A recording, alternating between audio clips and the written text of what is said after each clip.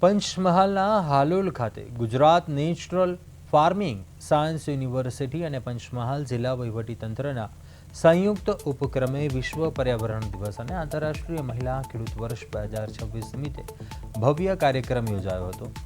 કાર્યક્રમમાં રાજ્ય કૃષિ મંત્રી રમેશભાઈ કટારાએ ઉપસ્થિત રહી રાસાયણિક ખેતી છોડીને પ્રાકૃતિક ખેતી તરફ વળવા ખેડૂતોને આહ્વાન કર્યું હતું। મંત્રીએ યુનિવર્સિટી દ્વારા ખેડૂતોમાં જાગૃતિ લાવવા માટે થઈ રહેલા પ્રયાસોને બિરદાવ્યા હતા।